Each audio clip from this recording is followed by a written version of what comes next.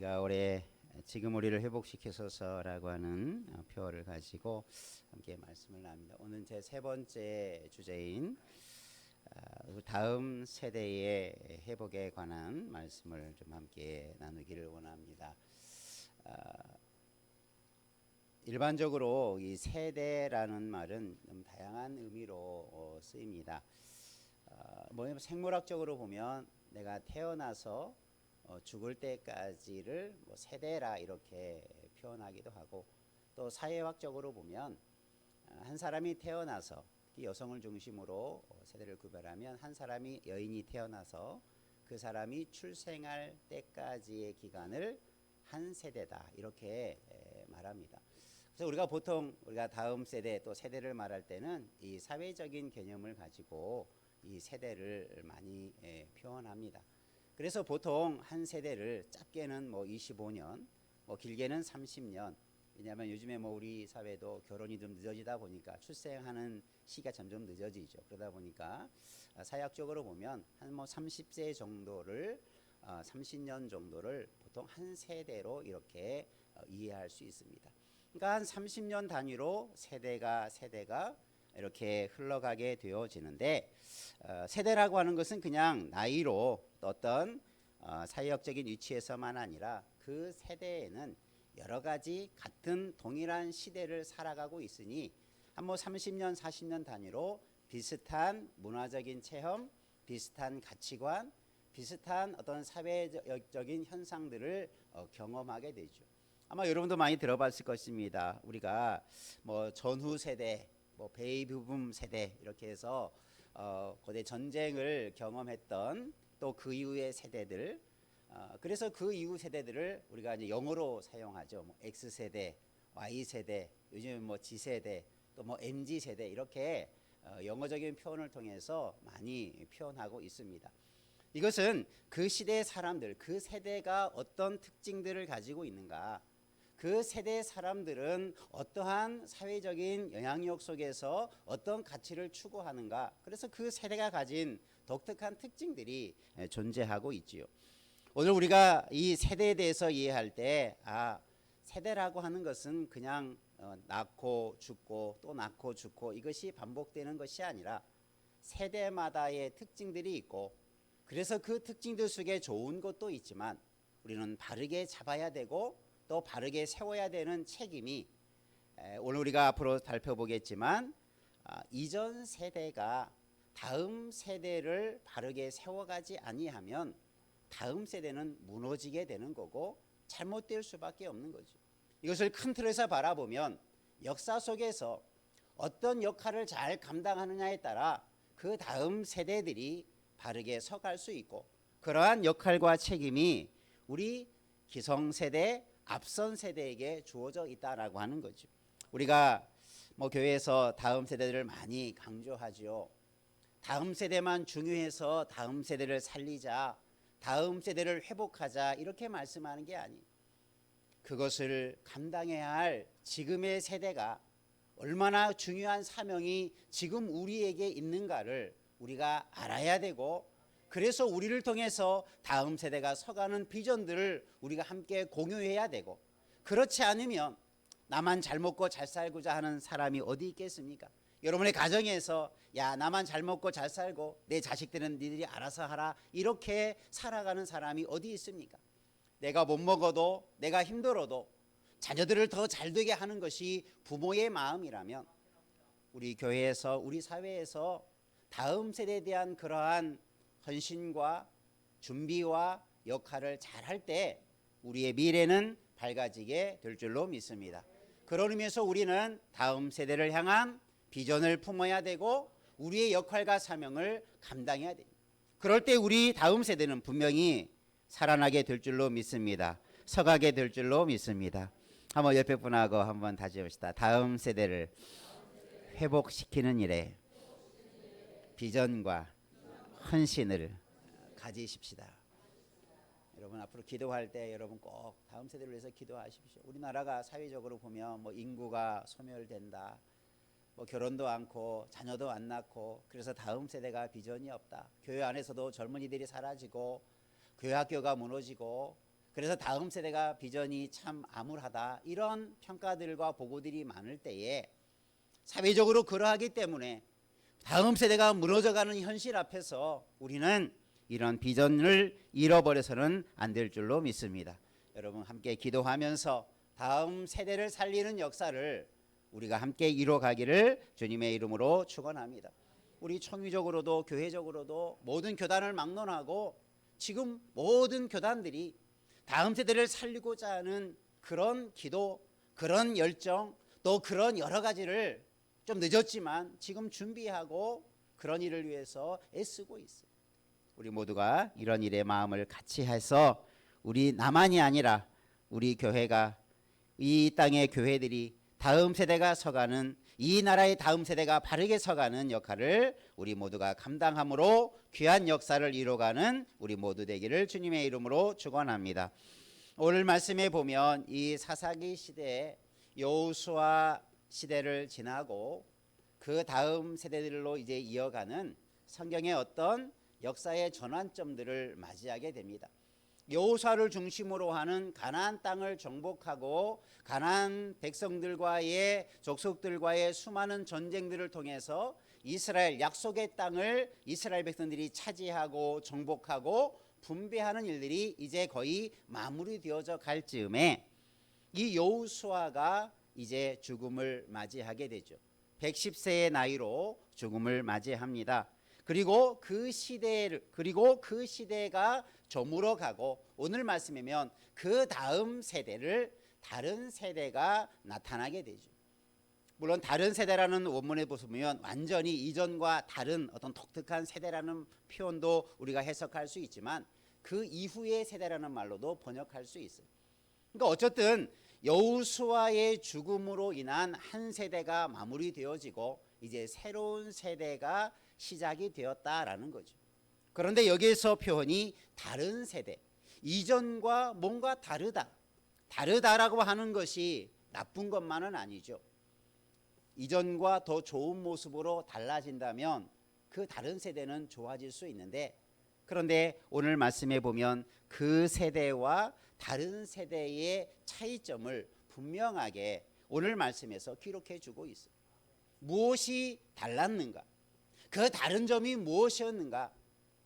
이전 세대와 그 이후의 세대가 왜 달라져야 했는가라고 하는 것을 간단하게 설명해 주고 또 그 차이가 어떠한 결과를 가져오게 되는가도 이 사사기를 통해서 잘 보여주고 있지요. 오늘 말씀을 통해서 우리가 다음 세대가 다른 세대가 되지 않도록 우리의 사명을 감당하는 우리가 되고 가정이 되고 교회를 함께 이뤄가기를 주님의 이름으로 축복합니다. 그래서 우리는 같은 것을 추구할 줄 아는, 다른 것이 아니라 이전에 좋은 것들을 이어받고 전수받고 전승하는 좋은 세대를, 같은 세대를 이루어가는 것이 우리의 사명인 줄로 믿습니다. 그래서 오늘 말씀에 보면 이런 다른 세대가, 다음 세대가 다르게 되지 않도록 우리가 그런 사명을 감당해야 될 때인 줄로 믿습니다. 한번 말씀을 따라 하십시다. 그 세대와 다른 세대의 차이점. 오늘 10절 말씀해 보니까 그 세대 사람들, 이 그 세대 사람들의 핵심은 바로 여호수아와 또 그 시대의 사람들을 그 시대로 표현하고 있습니다. 그 시대의 여호수아와 또 함께 있었던 장로들, 함께 일어났던 사람들이, 함께 했던 사람들이 이제 다 조상들에게로 돌아갔다, 죽었다. 그러니까 한 시대가 이제 저물어 가고 새 시대가 일어나는데 다른 세대가 일어났다, 이렇게 말하고 있어요. 그런데 그 다른 세대는 어떻게 한 줄로 표현하고 있냐면 여호와를 알지 못하고 여호와께서 이스라엘을 위하여 행하신 일을 알지 못하였다. 두 가지를 알지 못했죠. 여호와를 알지 못했고 여호와께서 행하신 일을 알지 못했다. 아주 중요한 핵심적인 것을 지금 지적하고 있지요. 왜 몰랐을까?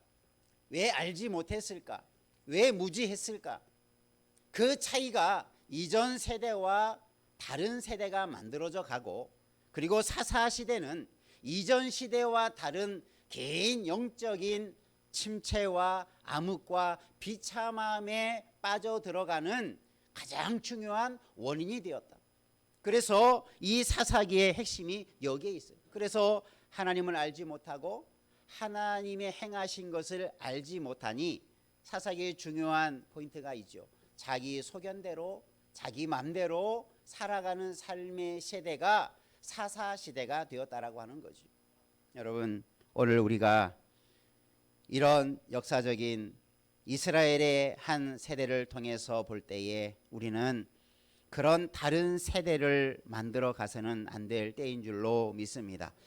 그래서 다음 세대가 이전의 믿음의 아름다운 세대를 이어가야 되는데, 우리가 세대를 좀 이해할 때 여호수아 세대 그리고 그 다음 세대 이렇게 이해할 수 있지만, 우리가 이스라엘 역사를 한번 살펴보면 우리에게 중요한 하나의 원리를 가르쳐 주죠. 이스라엘 백성이 출애굽을 한 백성들을 우리가 이렇게 표현하죠. 출애굽 1세대. 출애굽 1세대는 광야에서 몇 년간 살았습니까? 40년간 광야에서 살았어요. 그런데 이들은 안타깝게도 약속의 땅에 들어가지 못했어요. 온갖 불평과 불만족과 원망 때문에 40년간을 그 광야에서 하나님께서 방황하도록 또 훈련시키며 40년을 지냈어요. 그 광야 1세대는, 출애굽 1세대는 광야에서 다 죽음을 맞이하고 여호수아와 갈렙만이 약속의 땅에 들어가죠. 모세도 이 땅에 들어가지 못합니다. 그러면 이 2세들이 약속의 땅에 들어가게 되죠. 그런데 하나님께서 1세대들에게 먼저 말씀을 주셨죠. 출애굽한 직후에 시내산에서 뭘 주셨습니까? 율법을 수해 주셨어요. 너희들이 이렇게 살아야 된다. 하나님의 백성들은 이러한 율법과 계명을 지키며 살아가야 된다. 그것만 가르쳐 준 게 아니라 그 말씀을 주실 때 이 말씀을 너희가 약속의 땅에 들어가서도 반드시 이 말씀을 지켜야 된다라고 말씀을 미리 주셨어요. 그런데 광야에서 그들은 이 하나님의 말씀에 순종하지 못해요. 하나님을 늘 거역해요. 온갖 하나님의 놀라운 것들을 경험했음에도 불구하고 하나님을 온전하게 신뢰하지 못해요. 그래서 그들은 광야에서 다 1세대들은 죽음을 맞이하게 되고 2세대가 여호수아를 중심으로 가나안 땅에 들어가죠. 그 가나안 땅에 들어가기 직전에 하나님께서 주신 또 말씀이 있었어요. 그 말씀이 뭐냐면 신명기서입니다. 신명기서는 출애굽할 때 주셨던 하나님께서 1세대에게 주었던 말씀을 거의 반복적으로 주어지는 말씀이에요.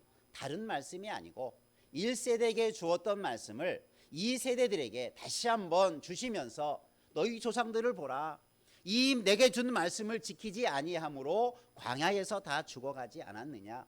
너희가 이 땅에 들어가거든 조상들과 같지 말고 이 말씀대로 살아라. 그래서 신명기서를 이 모세를 통해서 모압 평지에서 저 약속의 땅을 바라보면서 그 말씀을 주십니다. 그리고 여호수아가 그 땅에 들어가서 정복 전쟁을 하면서 놀라운 일들을 경험하게 되고 그 강한 가나안 족속들을 다 물리치는 전쟁을 경험하면서 약속의 땅을 차지하게 됩니다. 그런데 이 약속의 땅에서 모든 전쟁이 끝나갈 무렵에 이제 여호수아가 죽고 또 여호수아와 함께했던 사람들이 그 시대가 죽고 난 이후에 이제 사사시대가 접어들게 되어지는데 그때에 이런 다른 세대의 모습들이 나타나게 되었다라고 하는 것을 말씀해 주고 있죠.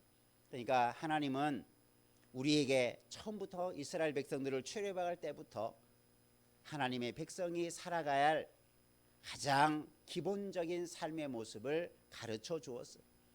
그것은 변치 말아야 됩니다.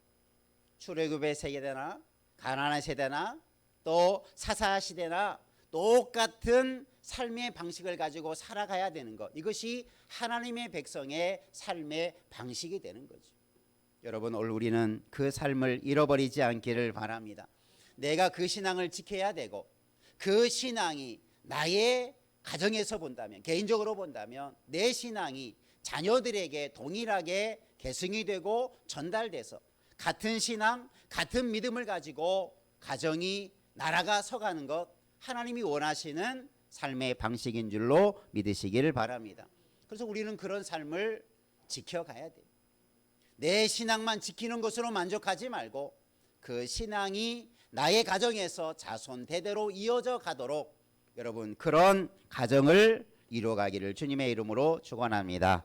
한번 옆에 분하고 놔주시다. 우리의 좋은 신앙을 다음 세대에 이어가도록 하십시다. 이게 중요한 여러분의 가정에서 중요한 신앙의 원리죠.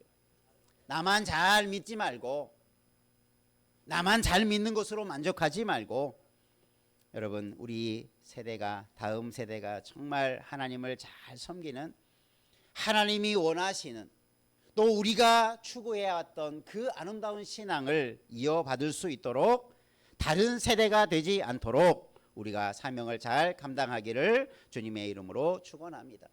중요한 것은 하나님을 알지 못하고 그 행하신 것을 알지 못했다.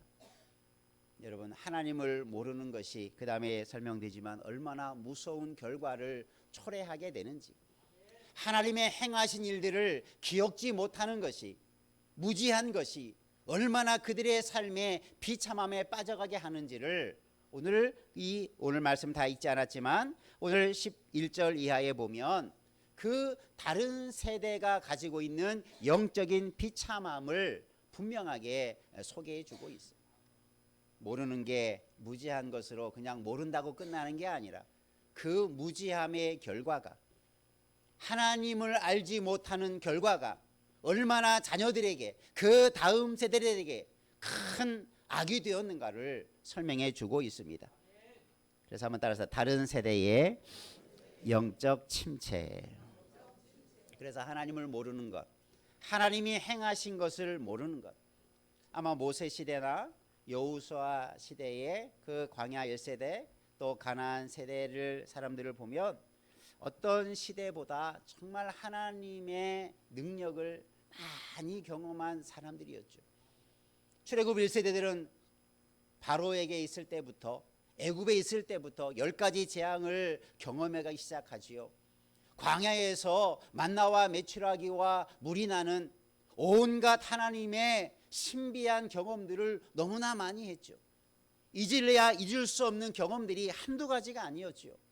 그럼에도 불구하고 저희들은 교만하고 저희들은 불순종하고 저희들은 하나님이 조금 불편하게 하면 거기에 대해서 만족하지 못하는 그런 연약함을 가지고 있어요.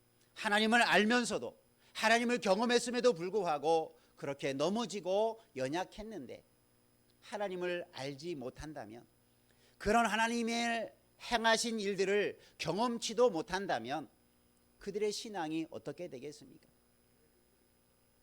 우리가 상상하지 않아도 될 만큼 확연한 일들이 일어나게 되겠지요.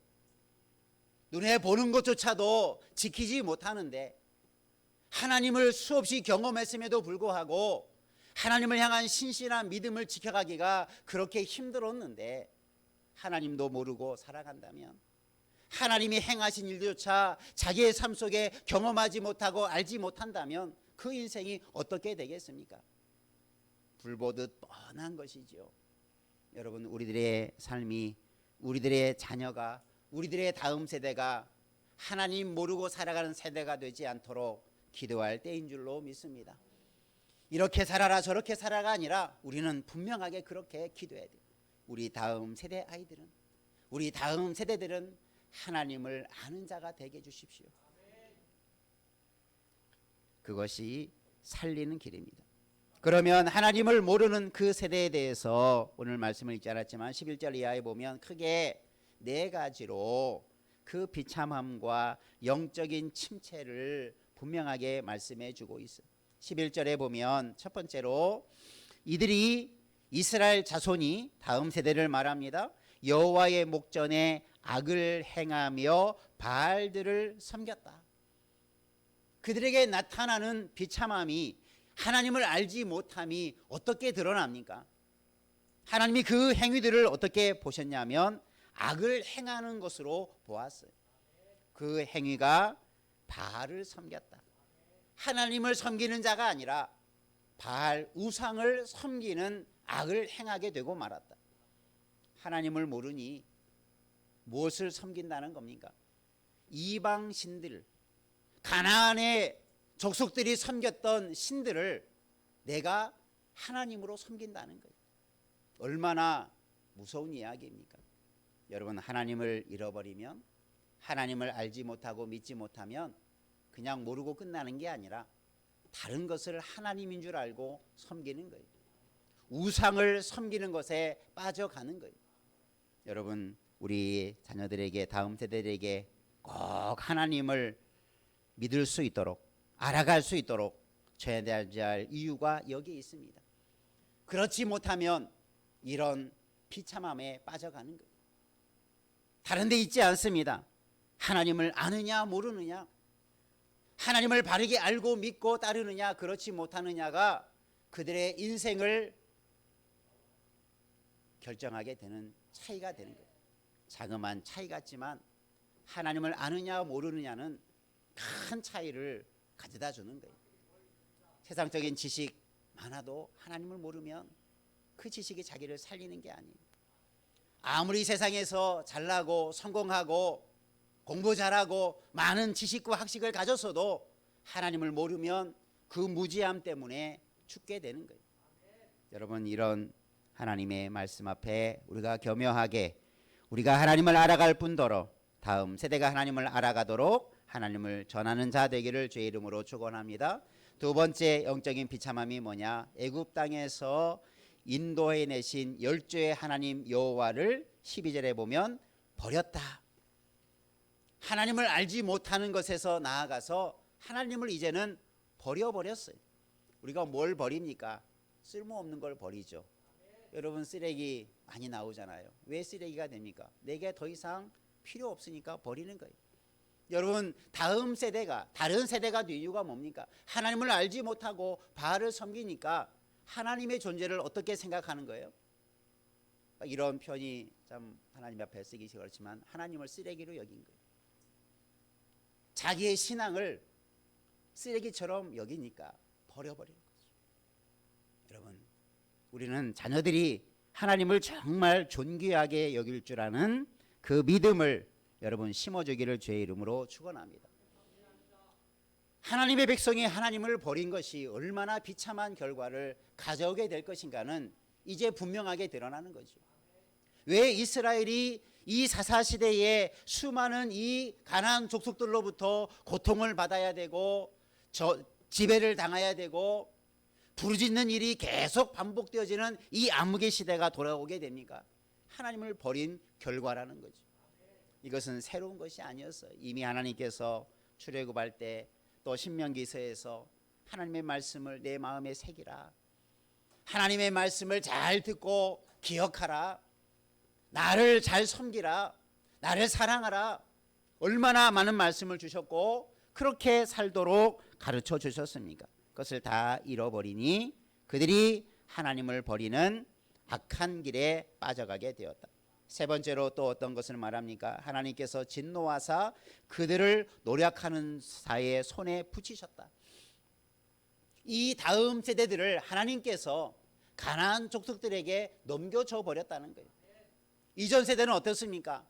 이전 세대는 하나님께서 그들과 함께 하심으로 가나안의 모든 족속들을 그 발 아래 굴복시켰어요. 하나님을 아는 세대들은 대적들을 승리하는 일들을 경험하게 했는데 하나님을 모르고 하나님을 버리니 그들은 대적 앞에 굴복되어지는 그런 결과를 가져오게 된 거죠. 여러분, 우리가 세상에서 승리는 다른 것이 아닙니다. 하나님을 붙들면 승리케 하신 줄 믿으시길 바랍니다. 그게 진리예요. 그것 없이 살아가니까 세상에서 자꾸 영적으로 지고 비참함에 빠져가게 되고 악에게 지는 삶이 반복되는 것입니다. 네 번째로 그들의 비참함이 뭐였습니까? 여호와께서 재앙을 내리심에 그들의 괴로움이 심하였다. 15절에 그렇게 말씀하고 있습니다.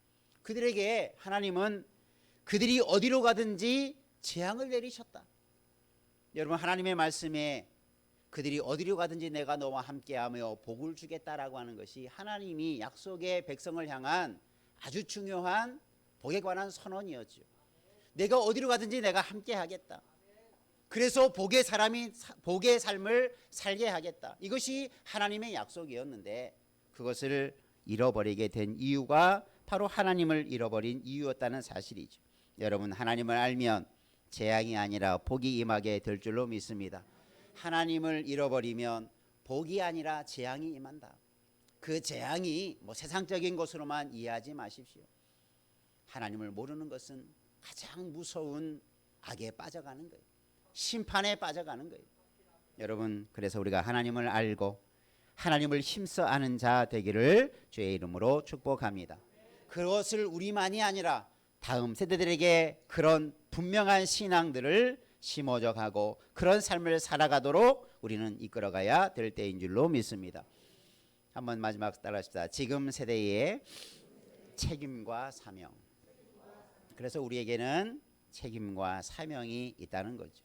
잠언서에서도 마땅히 행할 길을 아이에게 가르치라. 그리하면 늙어서도 그것을 떠나지 아니할 것이다. 신명기에서도 쇠말하고 들으라 이스라엘아. 그걸 자기들만 들을 것이 아니라 자녀들에게도 힘써 그것을 가르치라. 앉아있을 때든지 누워있을 때든지 어떨 때든지 그 말씀을 자녀들에게 부지런히 가르쳐주라. 이것이 신명기서의 핵심적인 내용이죠. 너희들만 믿지 말고 자녀들에게도 그것을 잘 가르쳐서 자녀들이 그런 바른 세대를 이어가도록 하라고 말씀해 주고 있습니다. 우리 기독교인의 의식조사에 대한 그 갤럽의 조사의 내용을 좀 살펴보니까 우리 기독교인들 우리들에 대한 의식조사, 일반 세상적인 것과 좀 비교해서 이렇게 조사를 해본 그 데이터가 있어서 보니까 사람들이 세상 사람들을 자체하고 우리 믿음의 사람들이 제일 인생에 관심 있는 게 뭐냐, 무엇을 가장 관심 있고 바라느냐, 이것을 여러 가지로 이렇게 데이터를 종합해 보니까 세상 사람들과 크게 다르지 않다라는 거예요. 가장 중요하게 여기는 것 중에 하나가 건강, 자기 가정, 또 돈이나 성공, 이런 것들이 예수 믿는 사람이나 예수 믿지 않는 사람들이나 자기들이 바라는 소원하는 그 몇 가지 순위 속에 조금의 차이는 있지만 거의 대동소이하다는 거예요.